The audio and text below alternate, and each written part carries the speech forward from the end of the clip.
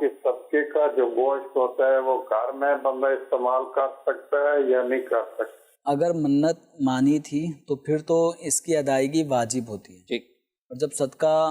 بطور منت واجب ہو جائے تو پھر اس کو اپنے ماتحت یعنی اپنے جو گھر والے ہیں بیوی بچے ان کو نہیں دے سکتے، اپنے والد کو بھی نہیں دیں گے، اپنی والدہ کو بھی نہیں دیں گے. البتہ بہن بھائی اگر غریب نادار مستحق زکوٰۃ کے درجے میں آتے تو ان کو صدقہ واجبہ ادا کر سکتے ہیں. رہا معاملہ نفلی صدقہ، جیسے کہ عمومی طور پر کچھ رقم جمع کر لیتے ہیں کہ اس کو ہم رائے خدا میں دیں گے، یا ذہن بنتا ہے کہ کچھ گوشت ہم نے خریدا ہے تو اس کو ہم صدقہ کریں، تو نفلی صدقہ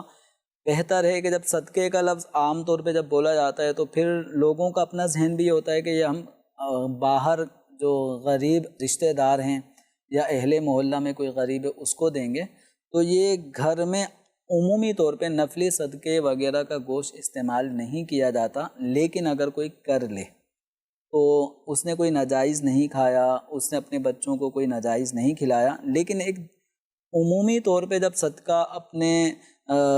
بچوں کی طرف سے، اہل خانہ کی طرف سے جب بندہ ایک نیت کر کے صدقے کا گوشت خرید کے لایا ہے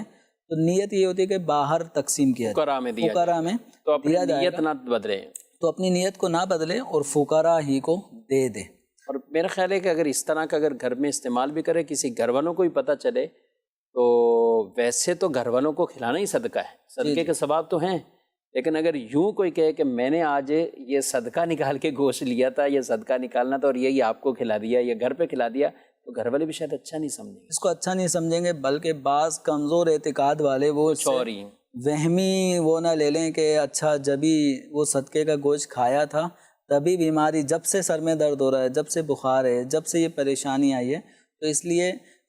عوام کے ذہن کو بھی سامنے رکھتے ہوئے، اپنی فیملی ممبرز کو بھی سامنے رکھتے ہوئے، تو نفلی صدقے کا گوشت بھی باہر فقراء کو دینا بہتر ہے. گھر میں اگر استعمال کر لیا تو کوئی گناہ کی بات نہیں ہے.